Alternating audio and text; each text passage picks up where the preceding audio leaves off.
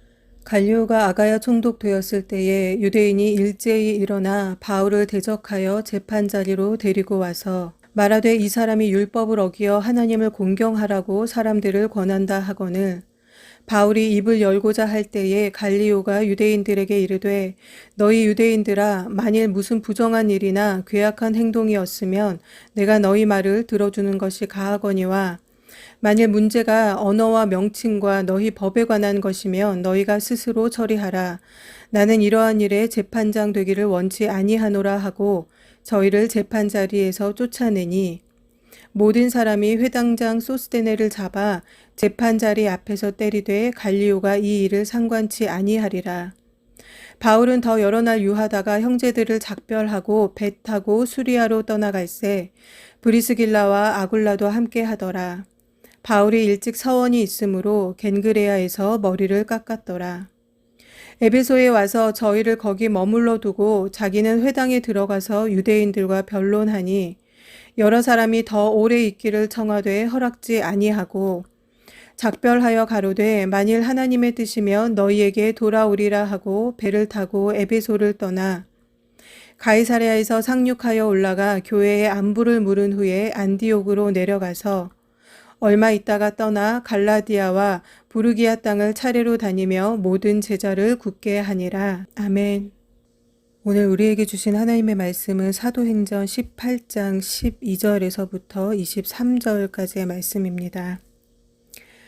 바울은 브리스길라와 아굴라와 함께 고린도에서 1년 6개월 동안 복음을 심었습니다. 고린도는 아가야 지역에 속한 도시 국가인데 로마는 이 아가야 지역에 총독을 파견하여서 통치하였었습니다. 교양 있고 온화한 성품으로 알려진 갈리오가 AD 51년에 아가야의 총독이 되었을 때에 바울을 대적하는 유대인들이 들고 일어나게 되었습니다. 이들은 바울을 재판 자리에까지 끌고 갔습니다. 당시 로마에서는 허용된 종교가 있었는데요. 유대인들은 이것을 이용하여서 바울이 허용되지 않은 일종의 불법 종교를 전해서 법을 어기고 있다라는 죄명으로 바울을 올가매려고 했던 것입니다. 14절의 말씀을 보시면 바울은 이 일에 대해서 자신을 변호하기 위해서 말을 하려고 했지만 갈리오가 바울의 변호를 듣기도 전에 유대인들의 고소가 합당하지 않다라는 판결을 내려서 이 사건을 기각해 버렸습니다. 바울을 대적하는 자들은 바울이 로마의 법을 어겼다라고 하면 로마의 총독이 바울을 당장 잡아 가두거나 형벌에 처해질 것이라고 생각을 했을 것입니다. 힘 있는 자의 힘을 통해 자신들의 뜻을 관철시키려고 했던 것이죠. 그러나 참으로 어이없게도 그들의 고소는 맥없이 기각당해 버렸습니다. 그리고 바울은 자신을 변호하거나 자신에게 죄가 없음을 증명할 필요도 없었습니다. 마음에 늘 예수님을 품고 사는 사람, 늘 하나님과 동행하는 사람, 이러한 사람을 하나님께서는 도우십니다.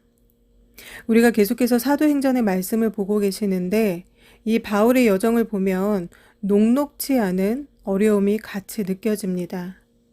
그러나 어려움이 생기는 매 순간순간 바울을 도우시는 하나님의 손길 또한 정확하게 드러나고 보여집니다.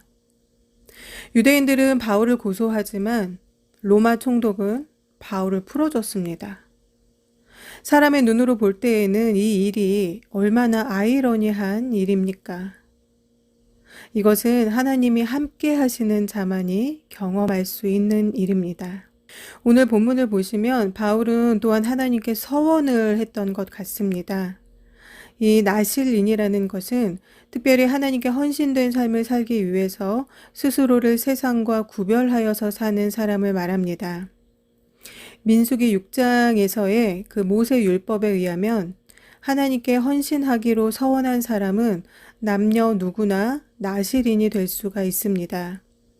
이 나실인은 두 종류로서 평생 나실인으로 사는 것과 또는 일정 기간만 나실인으로 사는 사람이 있습니다.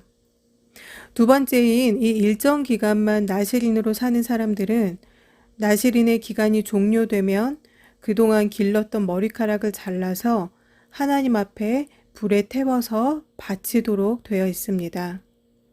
이러한 규례로 오늘 본문의 18절의 바울은 자신이 서원한 기간을 마치고 머리를 깎은 것입니다.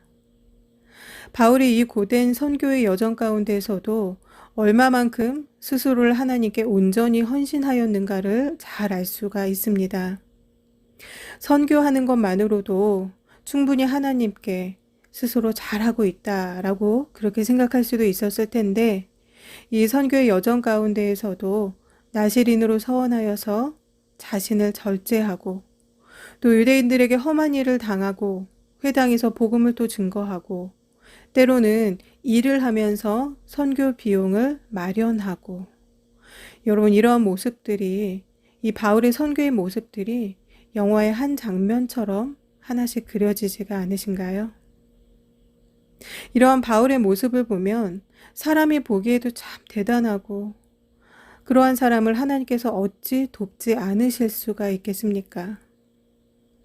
바울은 이후에 에베소에 잠시 들렸다가 다시 올 것을 약속하고 예루살렘에서 가장 가까운 가이사랴 항구에 상륙합니다. 바울의 2차 전도 여행은 고린도를 마지막으로 마무리가 됩니다. 바울은 늘 그래왔던 것처럼 예루살렘을 방문해서 이 2차 전도 여행에 대한 선교 보고를 한 이후에 안디옥으로 다시 내려갔습니다. 이곳에서 한동안 여독을 푼 이후에 다시 3차 전도 여행을 시작하는 것으로 오늘 본문의 말씀이 마무리가 됩니다. 우리는 하나님께 하나님 나의 전부를 드립니다 라고 기도로 고백도 하고 찬양도 합니다. 그러나 그 전부라는 그 전부의 정도와 영역은 각자가 다릅니다. 각자가 정해놓은 그 전부의 선이 있습니다. 여기까지. 이 이상은 아니야.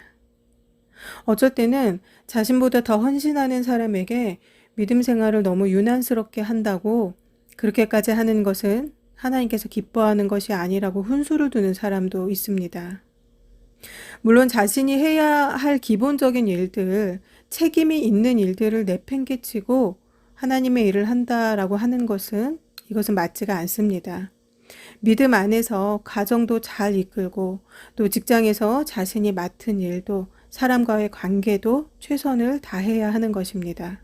이렇게 사람마다 주어진 환경이 다릅니다. 그러나 그 환경 안에서 분명히 스스로가 선택할 수 있는 것들이 있습니다. 시간도, 물질도, 헌신도 스스로가 마음만 먹으면 얼마든지 하나님께 드릴 수가 있는 것입니다. 부모는 자녀들에게 무엇이든지 해주고 싶어 합니다. 자녀가 머리가 희끗한 중년이 되어도 무언가를 해주고 싶어 합니다. 그러나 자녀들은 부모가 되어야 겨우 부모의 마음을 알 뿐 부모가 주는 것을 감사하지 않습니다. 당연하게 생각합니다. 더 주지 않는 것에 서운해합니다. 자녀들의 그런 모습은 때로 부모의 마음에 대못을 박습니다. 자녀 때문에 눈물 짓는 부모가 이 땅에 참 많을 것입니다. 지금은 구두를 닦는 일이 그렇게 잘 있지 않지만 예전에는 자녀들이 아빠 구두를 닦아주거나 엄마 심부름을 해서 용돈을 타기도 했습니다. 부모에게 무엇을 해주고 그 값을 받는 것이죠. 물론 돈에 대한 교육 차원에서 그렇게 많이 했었지만 부모는 자녀에게 어떤 대가를 바라지 않고 모든 것을 그냥 줍니다. 왜 그렇습니까? 내 자녀이기 때문에 그렇습니다. 내 자녀라는 이유로 모든 것을 다 내어주는 것입니다. 하나님도 우리의 아버지 되시고 우리는 그분의 자녀이기 때문에 우리에게 독생자의 생명까지도 내어주시는 것입니다. 그럼에도 사람은 늘 하나님께 불평합니다. 만족하지가 않습니다. 여러분, 하나님과 멀어지면 우리 삶에 아무 일도 일어나는 것이 아닙니다. 우리가 인지하지 못하고 있는 사이에 마귀가 우리를 향해서 한 걸음 한 걸음 그렇게 다가옵니다.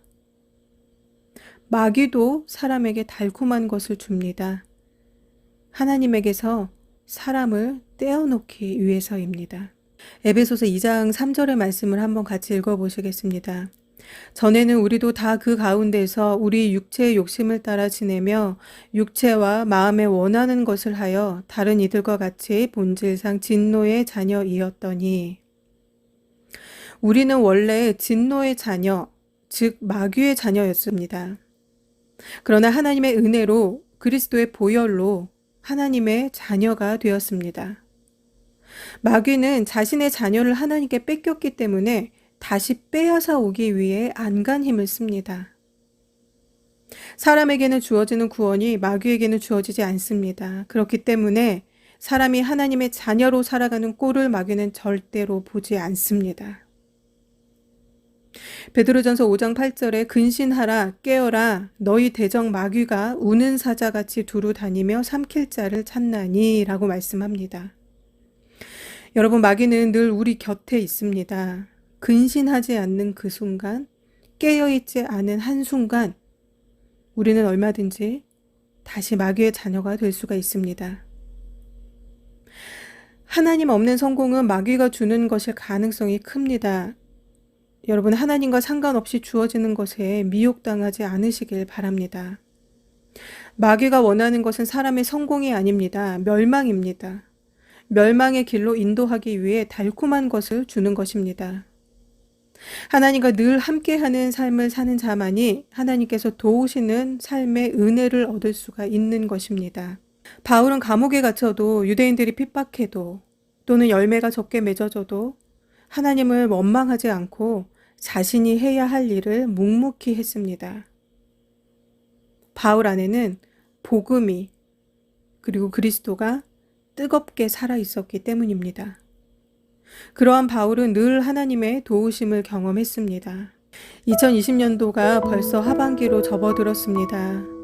코로나19로 인해서 한 해의 반이 벌써 지나갔습니다. 온라인 예배가 진행된 지 한참 되었지만 이제는 많은 교회들이 주일 예배는 이제 온라인 예배가 병행하여서 예배당에서 예배를 드리고 있습니다. 그런데 예배가 시작되었는데도 교회를 나오지 않는 성도들이 많음을 여러 교회들이 겪고 있습니다. 코로나로 인해 조심하는 것은 당연히 중요한 일인데 문제는 교회 빼고는 여행도 다니고 사람도 만나러 다니고 사람 많은 곳도 다들 잘 다니고 있다라는 것입니다. 교회는 어느 곳보다 방역을 가장 철저히 하고 또 일주일에 한 번 드리는 예배인데도 연로하신 어른들이 아닌 그 나머지 계층들이 예배를 드리러 교회에 오지 않는다라는 것입니다. 자녀들도 학원은 보내면서 가족끼리 여행은 가면서 교회는 코로나 때문에 안 된다고 보내지를 않습니다. 여러분, 이러한 것은 마귀가 좋아할 일, 멸망의 길로 가고 있는 것입니다. 욥기 36장 13절의 말씀에 마음이 사곡한 자들은 즉 마음이 경건하지 아니한 자들은 분노를 쌓으며 하나님께 속박을 받을지라도 도우심을 구하지 아니하나니 라고 말씀합니다. 하나님께서 도우시는 삶은 하나님과 함께하는 삶입니다. 바울을 보십시오. 우리는 바울과 같은 삶을 살기가 결코 쉽지 않을 것입니다. 그는 그의 삶의 전부를 하나님께 드린 사람입니다. 여러분, 경건하지 아니한 자들은 하나님의 도우심을 구하지 않는다라고 합니다. 바울 정도는 못 되더라도 여러분, 우리의 삶에 많은 부분을 하나님께 드리며 사는 그런 저와 여러분 되시기를 바랍니다. 사랑하는 성도 여러분, 남은 2020년 삶의 주파수를 하나님께 맞추시는 저와 여러분 되시기를 바랍니다. 우리의 삶도 이 나라도 하나님의 도우시는 은혜가 있게 되기를 간절히 소망합니다. 이 시간 우리의 가정을 위해서 또 교회를 위해서 나라를 위해서 다 함께 기도하시겠습니다.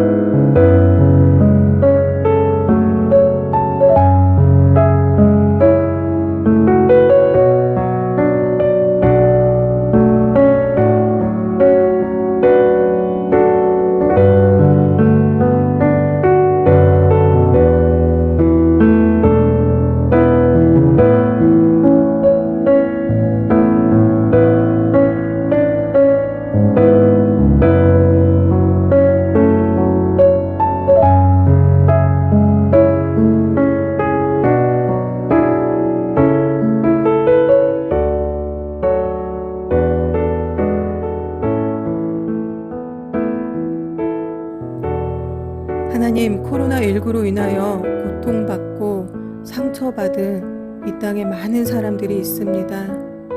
하나님의 치료의 광선으로 그들에게 나음을 얻게 하여 주시옵소서. 또한 이 시간들로 인하여 하나님과 멀어진 하나님의 자녀들이 다시 하나님께 돌아오게 하옵시고 그 삶에 다시금 회복의 역사가 일어나게 하여 주시옵소서. 선교의 여정 가운데에서도 나시린의 서원을 지키고 하나님께 순종한 바울의 그 헌신된 삶을 본받아 살게 하여 주시옵소서. 하나님께 시간을 드리고 물질을 드리고 내 삶을 드리는 것을 아까워하지 않는 하나님의 복된 자녀가 되게 하여 주시옵소서.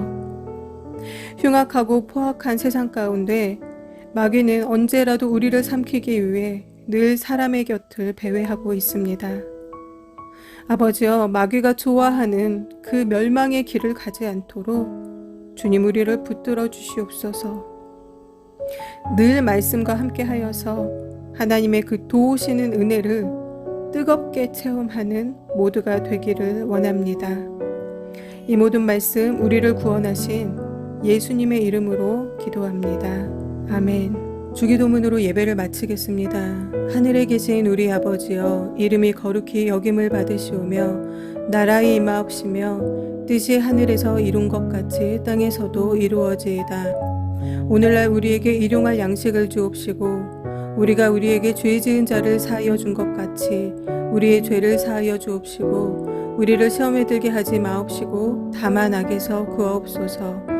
대개 나라와 권세와 영광이 아버지께 영원히 있사옵나이다. 아멘.